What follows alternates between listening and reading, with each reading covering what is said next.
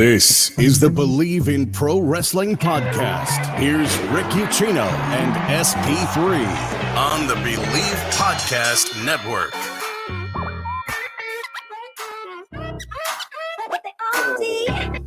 Oh, we did it, ladies and gentlemen. We are here. Get hyped. It is WrestleMania week, the most stupendous week of all time, SP3, or at least that's what WWE would lead you to believe. Hey, Bleav, see? Again, we do a lot of Bleav. Bleav. Correct. We got a lot to get into today as we kick off our WrestleMania week coverage. Some big news breaking toward the end of last week, including the in-ring retirement of the game Triple H. She told Stephen A. Smith he has to step away from the ring. I feel like we should have water bottles and be spitting stuff, but I don't want to get my equipment wet. That he has to step away from the ring due to his recent health scare. So we'll dive into his career and his legacy and what's moving forward for him in WWE now that he is not there. Also, we got some announcements on Saturday night that are just downright, or Friday night, excuse me. They're just downright disrespectful to the mid-card championships. Like, they can't be more disrespected than they already are. But we'll get into that.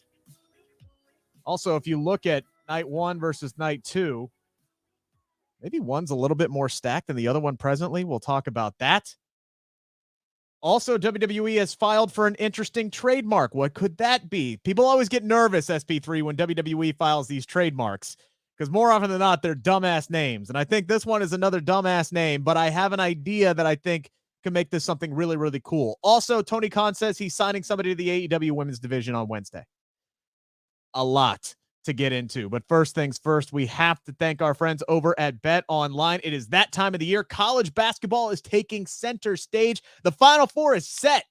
It is set. And if you're still looking to wager, and if you're one of these people like me, where your bracket is busted because all the number one seeds are pretty much out of this damn thing,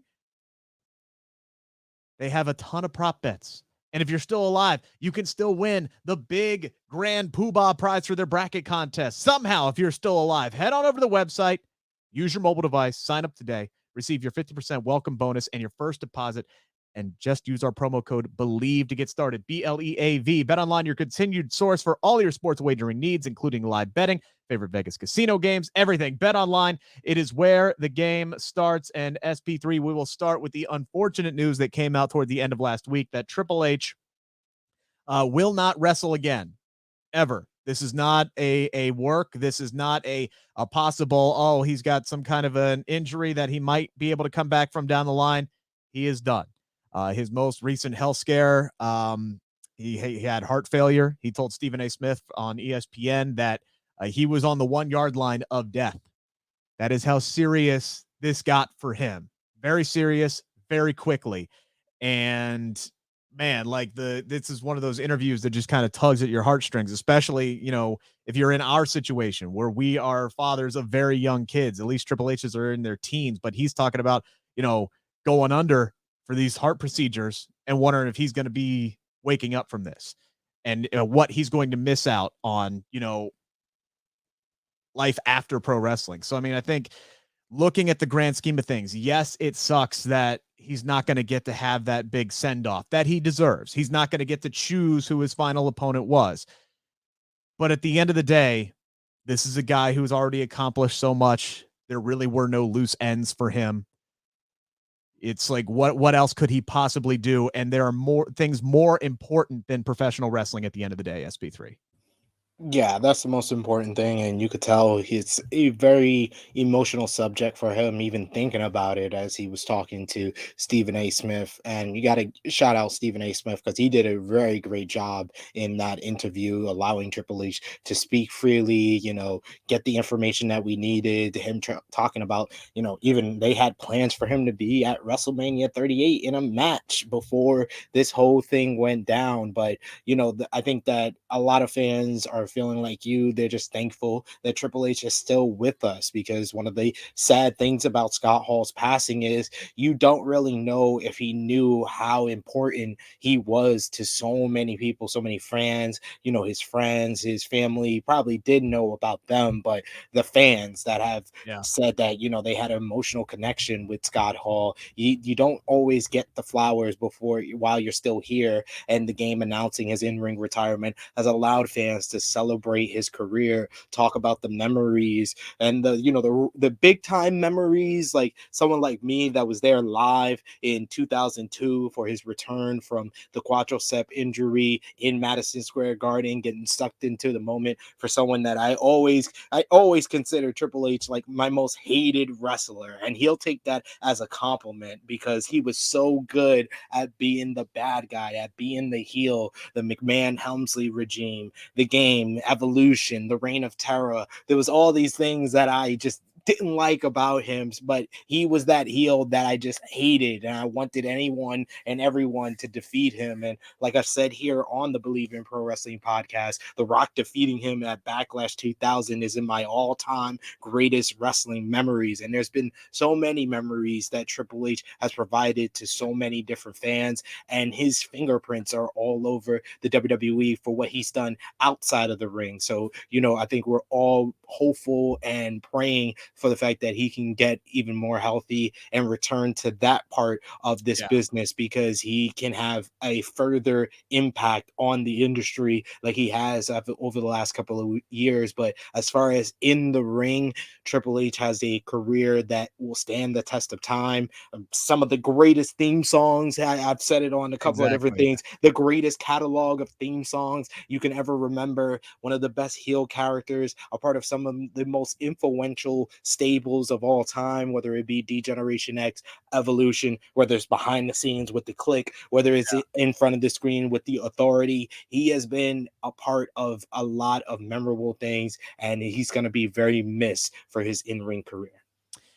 It's so funny. I hear so many people say, I hated this guy growing up. I loathed this guy growing up. He was, the antithesis of my childhood, right? Like he was the antagonist is what I meant to say. Man, for me, I'm in the minority here. I always dug Triple H. Like I always did, whether it was babyface or heel, because people talk about Scott Hall being cool. And yes, he just oozed coolness. But for me, it was Triple H too, man. Even the anti-authority stuff, and the promos that he would cut, the quick one-liners, the sarcasm, the entrance music you talk about, yes, but just the entrances. I mean, all the cool shit that this guy got to do throughout his career. If you took like the top 10 WrestleMania entrances of all time, Triple H would have like 8 of them. Like the guy just got to do just so much cool stuff. And he was like, from the leather jacket or the denim ripped vest, it's like everything that he did was just so damn cool to me. And I always he was that cool heel that I really, really liked. But also, he created for some of my favorite moments. And yeah, you could look at all the big stuff, with The Rock dating all the way back to, when they're fighting over the Intercontinental Championship or the WWE Championship, what he did with Mick Foley, obviously what he did with Stone Cold Steve Austin and Shawn Michaels. But looking at like some of the little stuff that he did, like taking a step back and working with a younger kid like Jeff Hardy. When Jeff Hardy beat him for the Intercontinental Championship, holy God, that was one of the biggest young kid pops I've ever had in my lifetime. I'm running around the dang living room. My parents are looking at me like, what the hell is wrong with me? Didn't matter that Matt Hardy hit Triple H with the steel chair to put Jeff over. It didn't matter, man. Or even the work that he did with Chris Jericho, helping to get Chris Jericho back over the top. Remember when Jericho beat him for the WWE Championship on Raw that one night? Crowd went absolutely nuts. He's always been great at working with other opponents. I know he has a reputation of, it's Triple H with the golden burial shovel, and there are instances of that happening back in the day. It is a dog eat dog, all about you kind of business. But like you said, SP3, he's got his fingerprints everywhere in this business, and he has helped a lot of talent. Not all of them, but he has helped a lot of talent, both working with them as a performer and then his post-wrestling career, at least full-time wrestling career. Yes, here we'll be, glowing and celebrate his career. Over on True Hill Heat 168, we had a very honest discussion about Triple H's career, where we talked about the bad and the ugly of Triple It's H and all been great. Yeah. some of the things he's said. Especially for me as an African American fan, I will never forget the build up to WrestleMania 19 and some of the things he said to Booker T, and then of course, what happened at WrestleMania 19. I will forever be Kanye West, and he will be George Bush to me. And I will say Triple H don't like black people, or he don't like black men, because he's created a career for Bianca Belair and Sasha Banks. So he likes black women, but I don't know about black men. But we can celebrate his career and talk about all the things that he has contributed to this industry. And like I said, I think that his legacy goes further beyond his in-ring career. So it's not something to really be all that sad about. It's about celebrating the memories that he did provide, and the guys that he was able to work with. You talk about the stuff with Jeff Hardy in 2001. I think more of the stuff that helped Jeff Hardy was really the feud in 2008, where he chased the world heavyweight, the WWE Championship with Triple H all over on SmackDown. I feel like that was the point where Triple H was like, you know what? Now I'm going to try to help the future guys. I think for a while there was like a 7-year plan, a 7-year point where he wasn't thinking about that. But when we got into 2008, helping Jeff Hardy, and then even further than that, his work with Sheamus in like 2010, it was a lot of different things where he helped out. And then further into his career, he was the reason why Ronda Rousey got off on the right foot in her WWE run.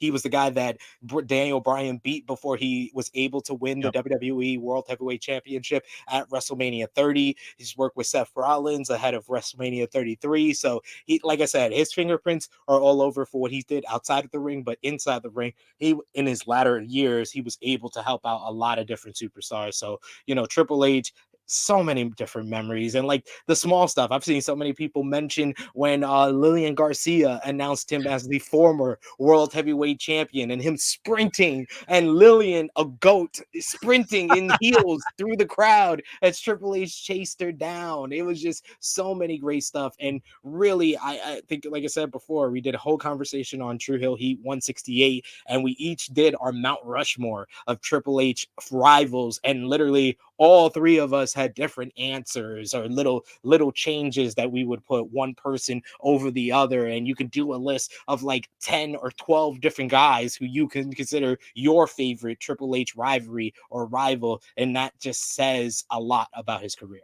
Yeah, and I don't think there's a right answer there, because he did have such a storied history with The right answer is always what SP3 says. well, okay, who'd you say?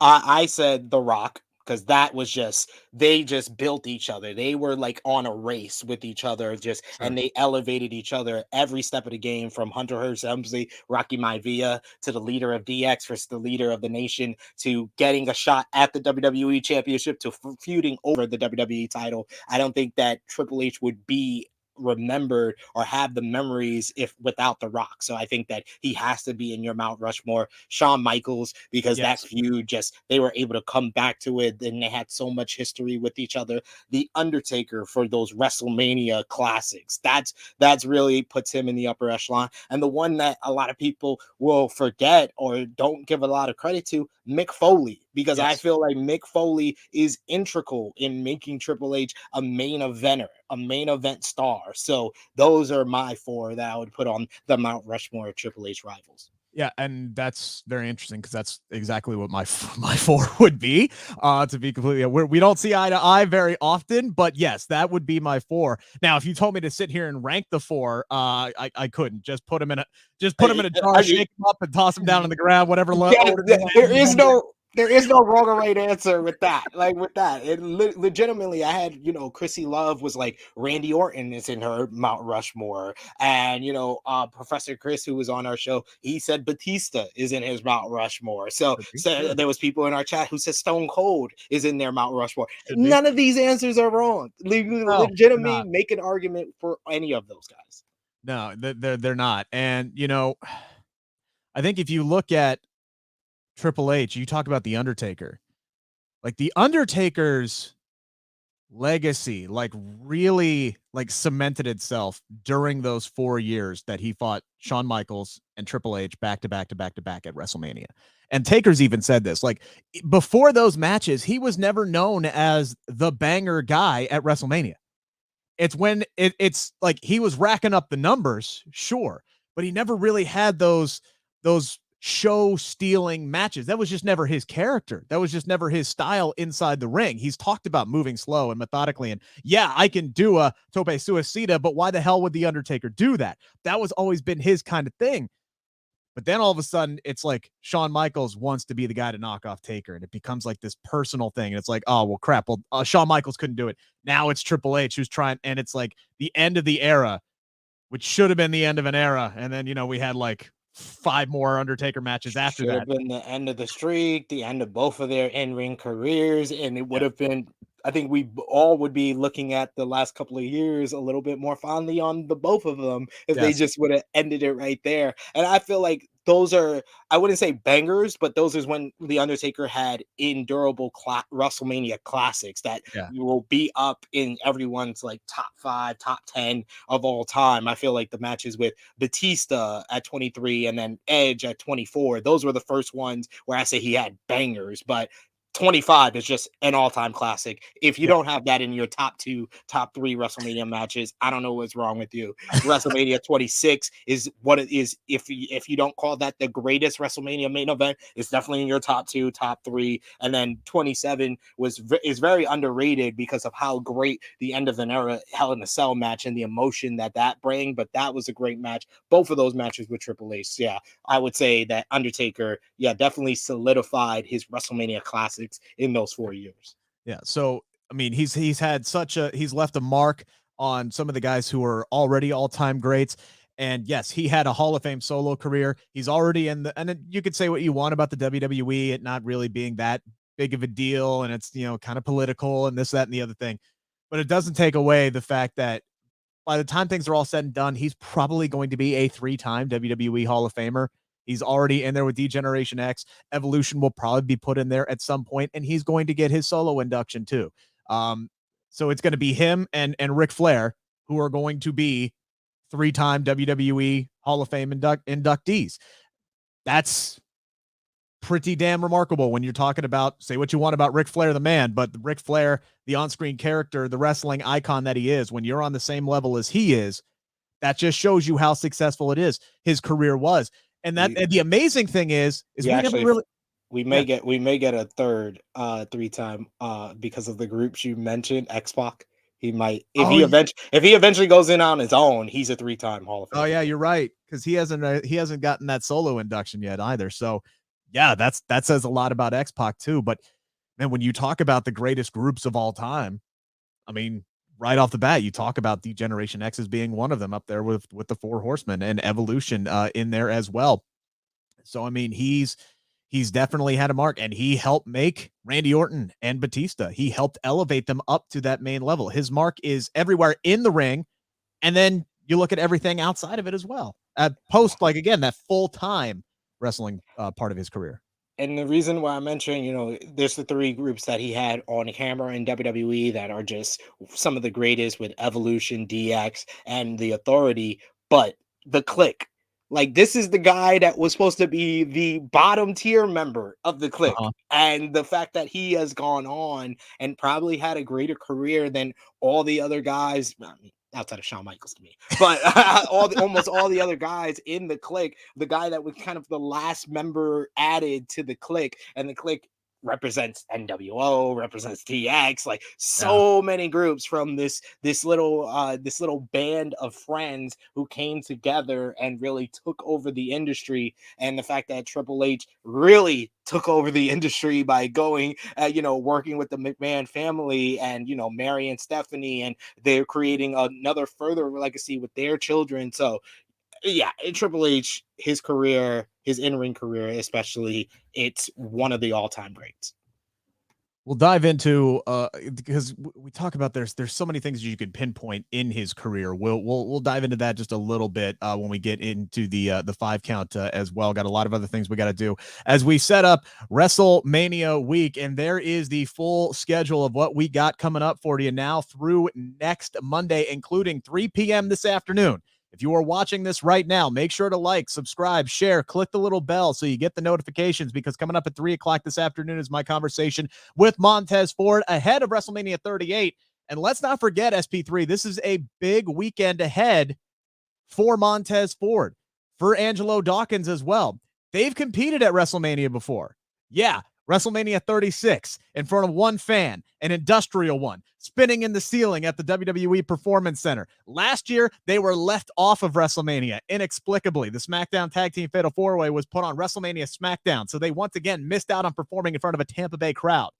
So this is really Montez Ford and Angelo Dawkins, their first real chance to shine on the main event scene, the grandest stage of them all at WrestleMania 38. And spoiler alert, he has promised to steal the show. That is a bold, bold statement. Again, we're going to have our Raw and NXT and Dynamite shows, True Heel Heat Takeover SP3 this coming Thursday. Tell them about it.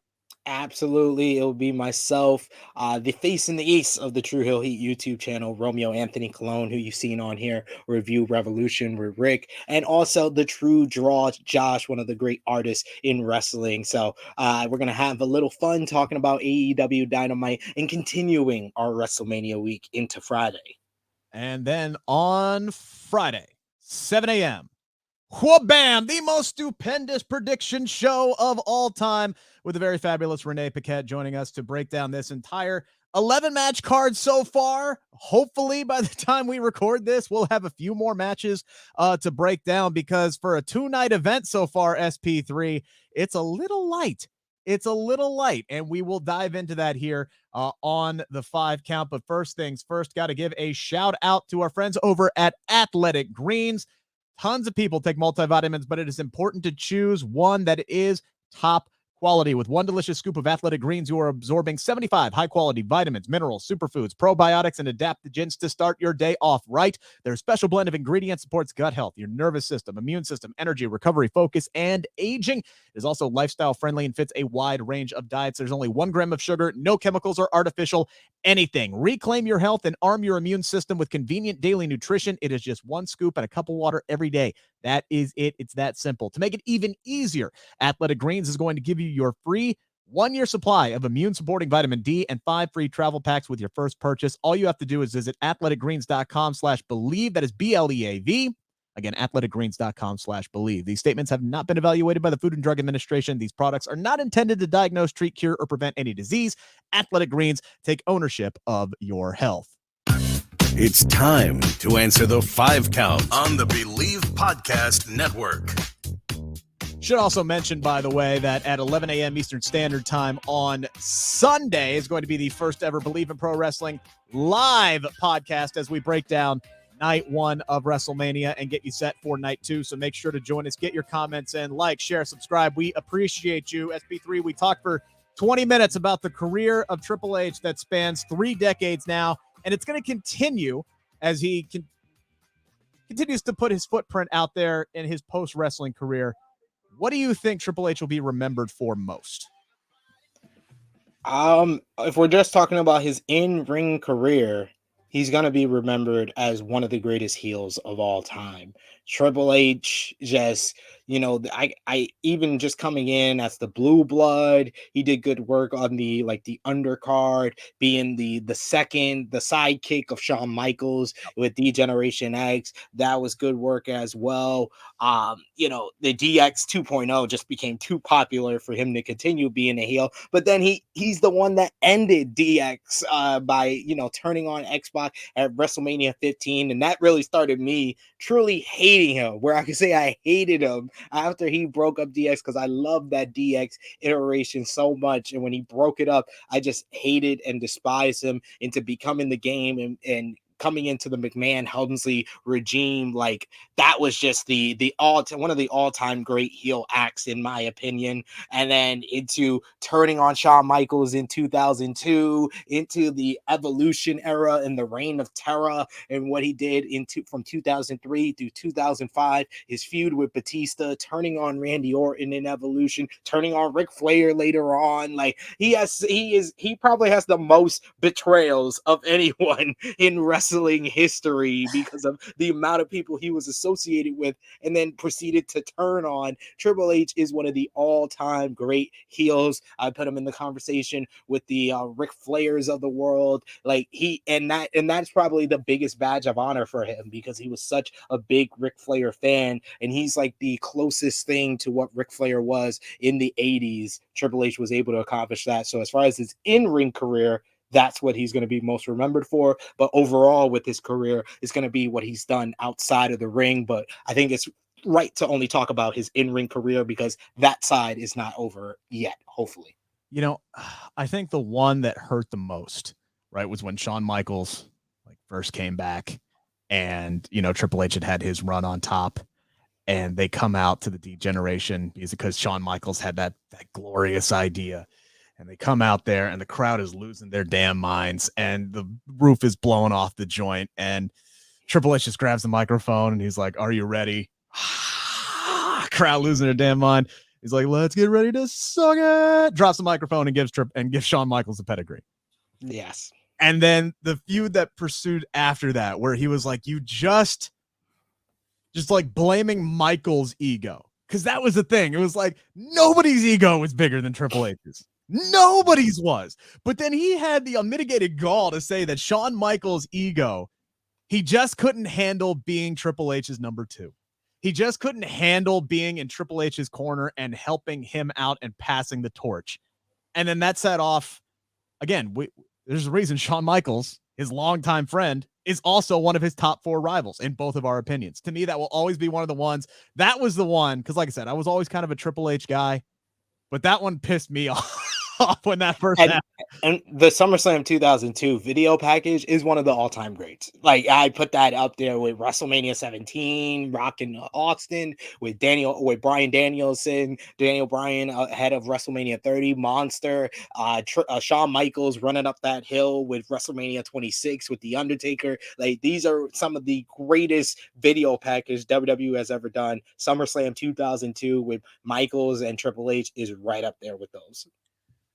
As far as answering the question, what I think it should be is longevity, because this is a guy who, he could have, I don't know if he could have been as successful as some of the other guys who left early on in the 2000s before, John Cena really kind of showed up and took the whole thing out, because let's be honest, we all saw Blade 3. All right. He had no future in acting, but, I mean, to be fair to Triple H and to be honest about Triple H, he was always Attitude Era number 3. He was always number 3 behind Rock and Austin. And it took those guys kind of going away and, getting a little bit of power, where he was able to kind of solidify himself as the guy for a point in WWE. But then he used that to, help out others like Batista, and really solidified and made Batista a star in 2005. So, yeah, he was a main event level guy that was just, again, like you said, outshined by The Rock and Austin. And it's nothing against Triple H. It's just that's how monumental that those guys grew to be. They took over the industry. You could say the same about all the other guys who were around at that time. Chris Jericho, Kurt Angle, Mick Foley. Everybody was under the shadow of Rock and Austin back then, and that included Triple H. But he went on to have almost like a separate Hall of Fame career after both of those guys left. And again, helped elevate everybody that we ran down. Daniel Bryan, Batista, Randy Orton, did his best to try and fix Roman Reigns, even though more people ended up cheering for him in that 2016 feud than Roman Reigns. Like I said, I want to celebrate Triple H, but I gotta be honest.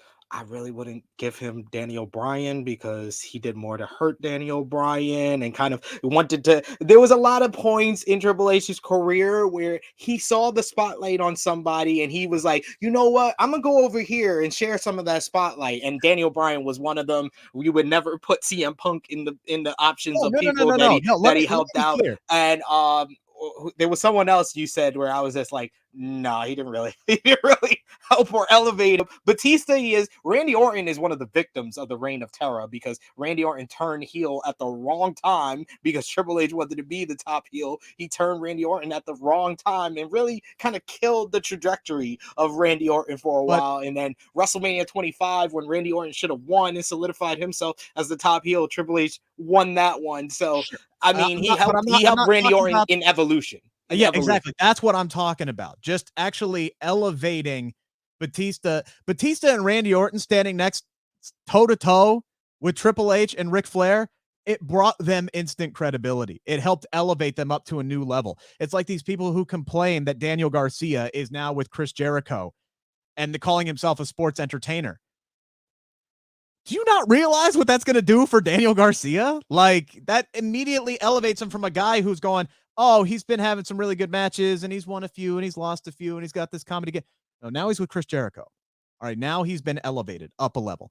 That's what I'm talking about with Batista. That's what I'm talking about with Randy Orton. Yeah, did Triple H kind of put himself over a little too long? Absolutely. Was the only reason why he put Daniel Bryan over at WrestleMania despite CM Punk? Yeah, probably. But, at the end of the day, it's also what he has done as a footprint for the entire business. And you can look at everybody who tweeted something out that day.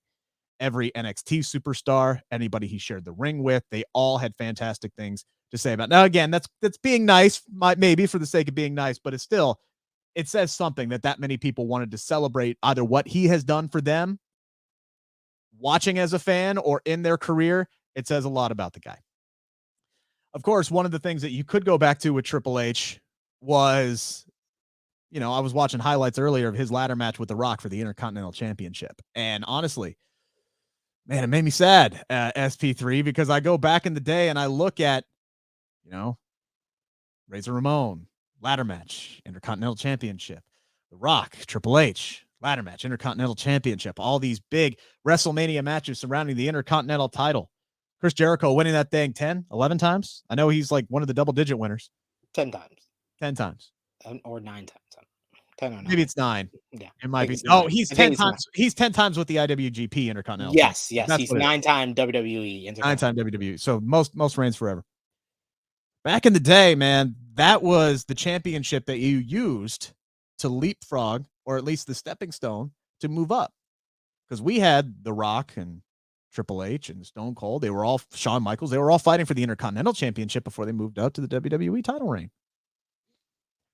Now, officially, SP3, we are going to go a full calendar year without the Intercontinental Championship being defended on a single solitary pay-per-view. The last pay-per-view match for the Intercontinental Championship was last year's WrestleMania in the Nigerian drum fight that lasted all of 7 minutes, and then they didn't even use the drums in the damn match. Oh, and by the way, Big E lost in his hometown in front of the first live crowd audience in 18 months for WWE. So all of that aside, big win for Apollo Crews, though. Glad to see that that's really elevated him now. So you got the Intercontinental Championship trajectory that has just completely fallen by the wayside. The only time it's really even been kind of semi-relevant is when it's been on Sami Zayn, and that's just because what he does. That's because kind of like Zayn's spot on the card has kind of been solidified. He's going to get a mic. He's going to be able to put it under a spotlight. But still, it's not, even in the times that he's held it, it hasn't been defended on a pay-per-view at this time. Then you look at the United States Championship, which was one of the better matches last year, where you had Matt Riddle defeating, or was it Sheamus who defeated Matt Riddle for the United States Championship last year? In one of the best brogue kicks I've ever seen in my damn life. Bloodied up Matt Riddle. Great match. Sheamus didn't do a whole lot with it. They finally put it on Damian Priest, dude who goes undefeated for an entire year. Then they put the damn gimmick on him, this, that, and the other thing. Long story short, we get 2 graphics on Friday Night SmackDown that shows Finn Balor with that big, shiny, sexy United States Championship and Damian Priest in the frickin' Andre the Giant Memorial Battle Royal on WrestleMania SmackDown. and Ricochet, your new Intercontinental Champion, who lost not one but 2 matches to Angel Garza and Humberto Carrillo on last Friday, will defend the Intercontinental Championship in a triple threat match on WrestleMania SmackDown. So neither of your men's mid-card championships are going to be at WrestleMania, which is ridiculous. It's a 2-night event. You only have 5 matches set for night 1 at this point in time. You're telling me you can't find time to put Damian Priest and Finn Balor on that card? SP3, the WWE and Universal Championships are being unified on Sunday, which means we're going to have one world championship after WrestleMania. Mm-hmm. At what point does WWE start treating these mid-card championships like they actually matter? Because they're going to have to elevate them at some damn point if you're only going to have one world champion. At least that was what conventional wisdom would seem to say. Honestly, I have to answer this question with a question. At what point did WWE start treating the U.S. and the Intercontinental Championships like they matter? You mentioned Sami Zayn. That wasn't really them paying attention to it. The Miz was champion in 2016 and did some of the best promo work of his career. And then by WrestleMania time, he was getting squashed by John Cena. So that didn't really treat it like it really mattered. You have blips throughout history, throughout the last 2 decades, where you'll have a champion that gets over, like a Santino in 2008 with the hunkometer, or whether it be the Chris Jericho Rey Mysterio feud back in 2009 and Rey Mysterio's overall reign with the Intercontinental Championship, the U.S. title with the U.S. title open with John Cena back in 2015, or the first half of Damian Priest's run even last year, or Bobby Lashley with the U.S. title in 2020. Yeah, they'll have champions where they care about and they're pushing them for a while, but that's not them really treating these titles like they matter. So I think the last time the Intercontinental title really mattered to WWE and really fit the purpose of what it was always supposed to be was 1998, like you said, with that SummerSlam ladder match, because that actually elevated both guys in one match. Like I said, this is a title, ladies and gentlemen, whether people want to remember or not. Back in 2003, they retired this damn title. They don't care about it. They don't care about this. You've seen this with the Shinsuke Nakamura reigns. There's been great matches in the last couple of years. The Intercontinental title finals, championship finals back in 2020 with AJ Styles and Daniel Bryan in an empty arena. They went nearly an hour and had a classic on SmackDown. The AJ Styles versus Jeff Hardy versus Sami Zayn ladder match at Night of Champions. Did any of that help the Intercontinental title? Nope. So it doesn't matter if it's a great character. Doesn't matter if it's a great match. They don't care about the Intercontinental title. Doesn't matter if it's the old U.S. title form or the new Dipset Jesus piece form of the U.S. title. They don't care about this title. So my answer is a question of at what point did it really matter? And I'd say with the Intercontinental title, it was 1998. With the U.S. title, it was a little bit earlier, a little bit in people's memories, 2015 when John Cena had it. That was the last time either of these titles mattered. I think with the Intercontinental Championship, you said it best, like it blips. Like if it's on one of their guys, like Seth Rollins' run with the Intercontinental Championship was fantastic. For me, you're right. But for me, it's like, at what point do they start to matter? Because they should. Because if you're going to unify the Universal and WWE Championship, that means that neither show, right, has their main champion anymore. So again, conventional wisdom, thinking and things that make sense. I know that's a dangerous proposition when you're talking about WWE. You might want to think that you would at the same time want to set up that all of a sudden now the United States title is Raw's championship, that the Intercontinental Championship is SmackDown's main men's title, and you should have guys like, how hard would it have been to just put Damian Priest and Finn Balor on night 1? How hard would it have been the second that Big E got hurt to just call an audible and say, all right, well, we got Kofi, we got Sheamus, we got King Woods, we got Butch, we got a bunch of guys that could work with Ricochet, Angel Garza. You could have done the Scott Hall Memorial Intercontinental ladder match at WrestleMania. You could have put that on night 2. You could have done any of that.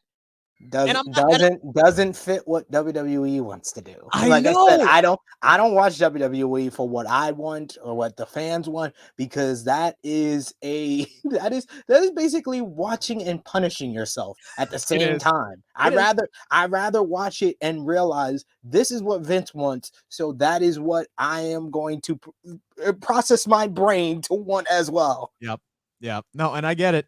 I get it. It just I see these people, by the way, who are complaining at the fact that these two aren't on the card, but Pat McAfee and Logan Paul and who's the other one? I'm forgetting, Johnny Knoxville are on the card.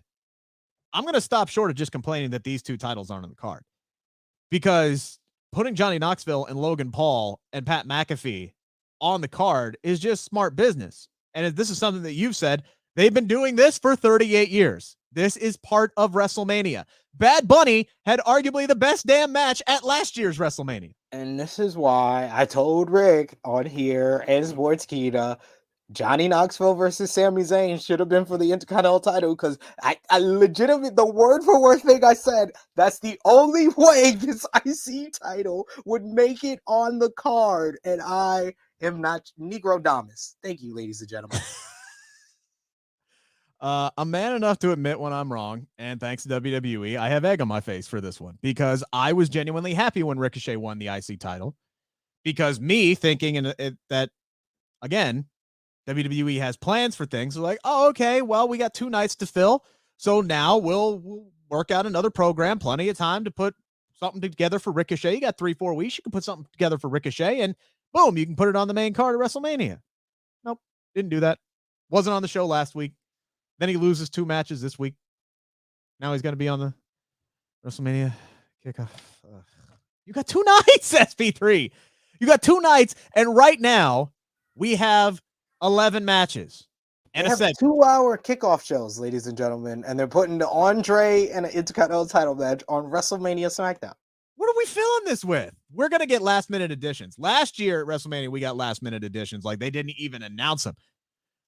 They did. I think they did the same thing for SummerSlam as well. They had last-minute additions, but they couldn't put Shinsuke Nakamura on the goddamn show. We know that much.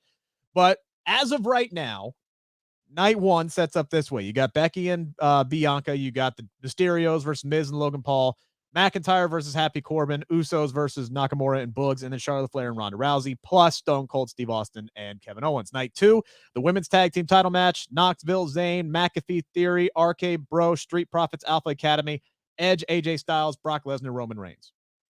SP3, number 3 here on the 5 count. If you could only attend one night of WrestleMania, are you choosing Saturday or Sunday?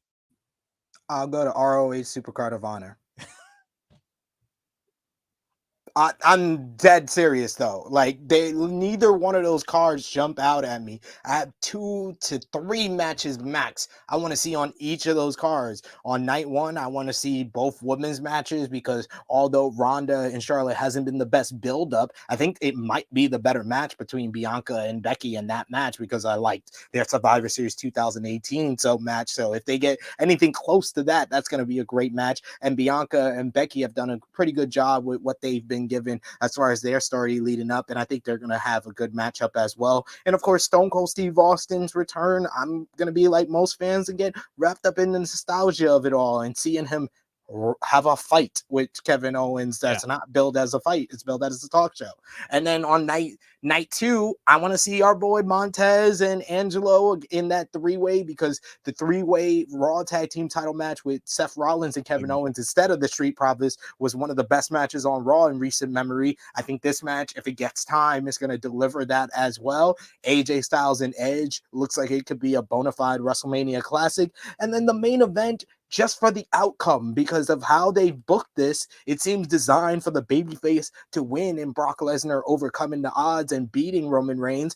But we all know that Vince McMahon has wanted Roman Reigns to beat Brock Lesnar in the main event of WrestleMania. So this, whether people realize it or not, this main event is it has a little intrigue in the outcome of what it's going to be, although we have seen this match to death. So between 2 cards, I want to see 6 different matches and 3 on each night. So Yeah, I pick ROH Supercard of Honor because there's 5 matches I want to see on that card. I'll pick GCW Joey Janela Spring Break 6 on Thursday because there's like 4 or 5 matches I want to see on that card. I'll pick For the Culture because I want to see black wrestlers exceed and have a big spotlight. I'll pick that on a Friday. There are so many events around WrestleMania. I want to see more than WrestleMania itself. For me, I'm not going to go that extreme. Like I'm excited to be in there and for Dallas. And look, I'm going for free because I'm covering it as a member of the media, so I don't have to pay for it. So I got to pay for my flight, but still, I'm excited to be there for both nights of the show. People will look at the stuff around me and say, well, clearly I'm going to choose night 1 because I want to watch Becky Lynch, Bianca Belair wrestle. To which I will say, can we move that to night 2? Because I look at the card for night 1 so far. Mysterios and Miz and Logan Paul, I understand why it's on the show. It ain't for me. I think Drew McIntyre and Happy Corbin, low key, could be a banger that not a lot of people are expecting because I think those two guys are going to put together a good match. But the build, not for me. Usos, Shinsuke Nakamura, Rick Boogs, okay, it'll probably be good. Usos, maybe they retain. I don't know. And then, yeah, you're right. Charlotte and Ronda, I mean, I think that's the match I'm most excited to see. And I say that because there is a part of me that is nervous that Becky and Bianca are going to get so much less time than they actually deserve. There is a part of me that is worried that that match could be under 60 seconds, which is unfathomable to think that that could happen because you only have 5 matches on night 1 so far. So when you look at night 2, yeah, I think low-key banger, this Fatal 4-Way for the Women's Tag Team Championships, is if it gets time, could steal the show. The Triple Threat Tag Team match, if it gets time, that could steal the show. Extremely excited for Edge and AJ Styles. Yes, there's a lot of intrigue with the winner-takes-all match for the main event, but even Johnny Knoxville and Sami Zayn has my full attention. Yeah, and like a week ago, Austin Theory and Pat McAfee. And like a week ago, I would have said night 1 over night 2, but they went back and forth on the Edge and AJ Styles. It was like whichever night gets Edge and AJ Styles, that's the night to go to. And since it's Sunday, yeah, if you put a gun to me and I had to pick one of those nights over all the other events that I mentioned, then yeah, I'll probably go with Sunday. Yeah, and we still got other matches that are going to be added. If you believe the reports from FightfulSelect.com, Bobby Lashley and Omos is going to be on the card, but unfortunately that doesn't do anything for me because Omos doesn't do a whole lot for me. Cody Rhodes and Seth Rollins, that's the outlier, right? If that gets added to night 1, which it should, okay, sign me up. Now you have officially added a match that kind of evens the playing field. If you put that on night 2, that completely tips the scales way over. But to be fair to WWE, it's kind of the smart move because when you look at when they said they were going to do 2 nights of WrestleMania, I always said night 2 is the harder sell. Night 1, you could sell one night in that AT&T Stadium. Night 2 is the harder sell. So I understand if they're going to stack night 2. Sure. And look, Stone Cold Steve Austin is the one that's going to sell night 1 anyway. Just would sell a lot better if they actually would have just said, yeah, he's going to be competing in a match. But he's not. And interesting, if you guys pay attention to the news out there, and I know some of you don't pay attention to the news out there, and good on you. Go out there and live your lives. Don't live on Twitter. But WWE filed for an interesting trademark, SP3, and usually that's not a good thing. We all remember when they filed for Dewdrop, right? We all remember that when they filed for that. Yeah, how well that worked out.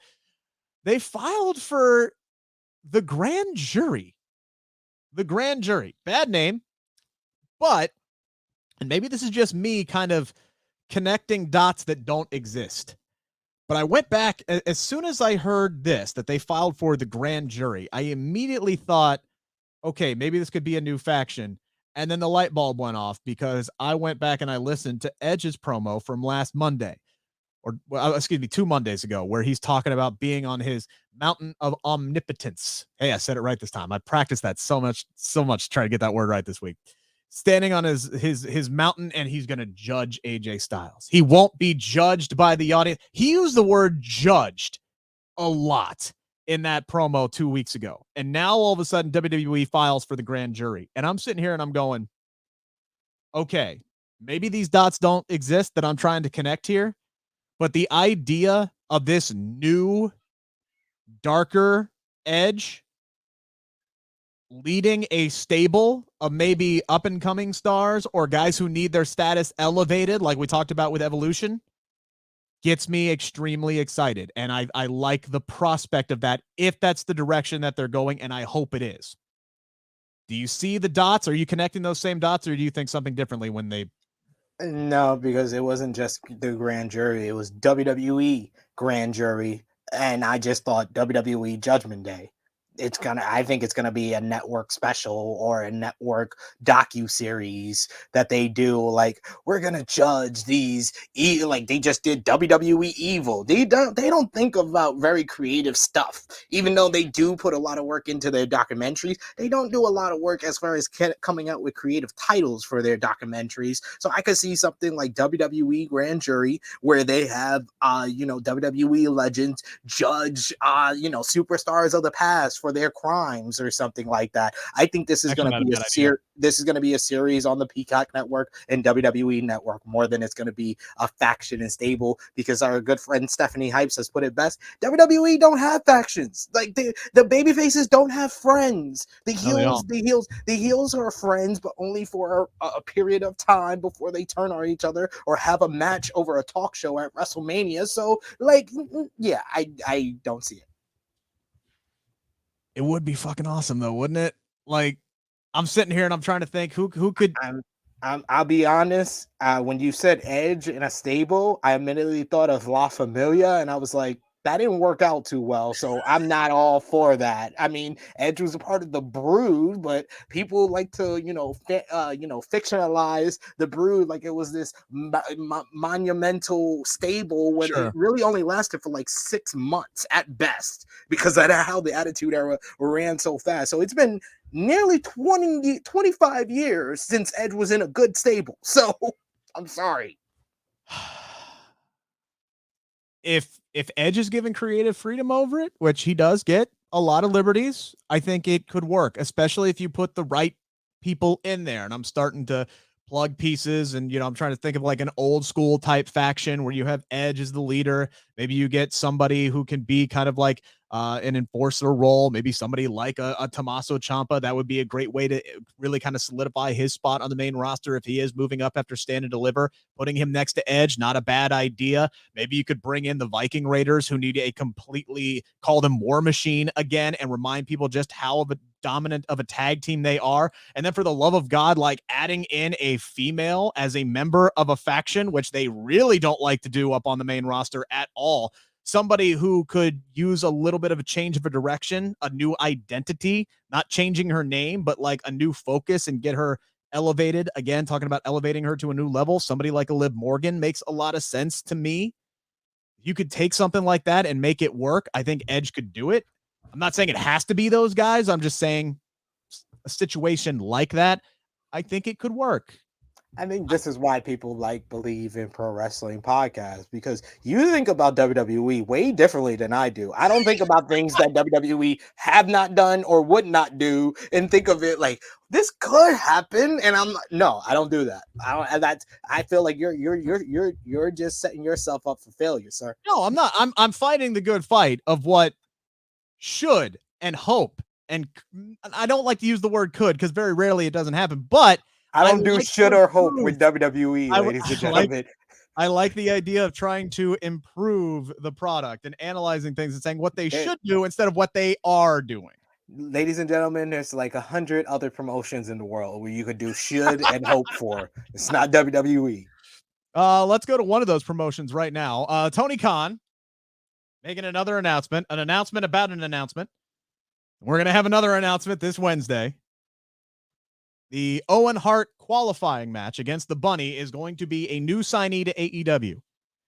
There is a murderer's row of heavy hitters out there right now for free agents as far as the women's division is concerned. Who do you want to see as this new signee? Now, who do you think it's going to be? Because there's really not a whole lot of indications one way or the other. Maybe a little bit if you pay attention to social media, but who do you want it to be? I want it to be either Athena or Toni Storm. And I think that both of those ladies, I think, are on their way to AEW. Got to shout out my good friend Will Washington of Grab City Podcast and Day After Dynamite. I was on Day After Dynamite this week, and he said on Grab City this week that there are 3 females that he hears might be in the running to join AEW, either for this or somewhere down the road. And when I think of those 3 females, 2 of them would be Athena and Toni Storm. And I think they've already kind of set up Athena's storyline with being the 30th person to verse Jade Cargill and her coming in for that. So I think this is a great role for Toni Storm to come in. Her 90-day non-compete clause, if she had that, would expire yesterday. And then Wednesday, have her do the big debut. It's a great spot for her. This is a place where I think that Toni Storm would be should be elevated almost immediately. Yep. This is the type of person that you groom for the next 4 to 6 months to be the person to dethrone Thunder Rosa, but starting her out in winning her opening round matchup in the Owen Hart Cup, and then eventually maybe winning this cup to set her up further down the road to potentially become TBS champion or AEW Women's World Champion. Toni Storm, I think this is the right spot for her. I agree with you. I hope it is Toni. You can't go for everything that you just said, so there's no point in me repeating it. But honestly, you can't go wrong here. If it's Toni, awesome. If it's Athena, awesome. If it's Mia Yim, fan-frickin-tastic. Sign me up for that. Another name I'm going to throw out there, Taya Valkyrie.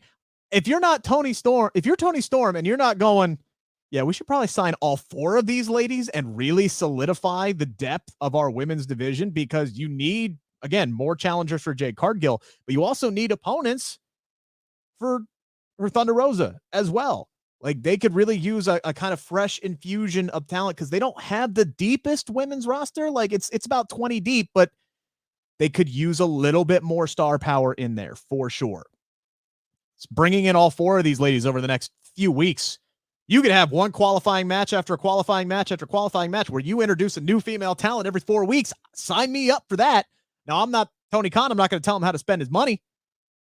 But if I was Tony Khan, this is how I'd spend my money. I'd bring in all 4 of them. All 4 of them. But as far as this week, yeah, sign me up for Toni Storm as well. One more for the road, SP3, before we wrap up. Does Cody show up tonight on Raw? Does it finally happen? No. Seth Rollins has been called to Vince McMahon's office. By the time that this airs, 2 hours after this officially airs at 7 a.m., as we always do, he will have been called to Vince McMahon's office, like principal calling down the high school class clown, and they're going to have a talking to. A lot of tonight is going to be built around what Seth Rollins is going to be doing at WrestleMania. He says tonight's WrestleMania Raw ain't going to happen if he don't get his moment. Last week desperately needed Cody Rhodes. I think tonight is desperately going to need Cody Rhodes. I will admit when I'm wrong. I officially said after Jacksonville, don't bring Cody out until WrestleMania. I was wrong about that.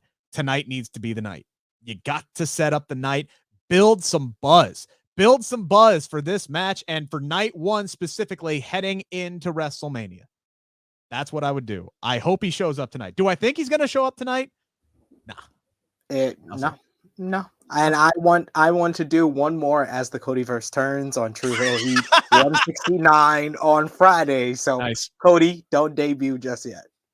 All right, again, guys, here's the lineup. All right, you got our first show there. Our interview with Montez Ford drops at 3 o'clock this afternoon. Post Raw, Stand and Deliver preview, True Heel Heat, Dynamite Takeover, our big prediction show with Renee Paquette this Friday at 7 a.m. And then Bleav in Pro Wrestling Live Sunday at 11 a.m. Eastern Standard Time. We're going to break down night 1, get all your live comments, all your live concerns, and then set you up for a huge WrestleMania Sunday. We are just getting started. Get hyped, everyone. It is WrestleMania week, and we are just getting underway. This is the Bleav in Pro Wrestling podcast. Thank you so much for tuning in. It has been brought to you by BetOnline.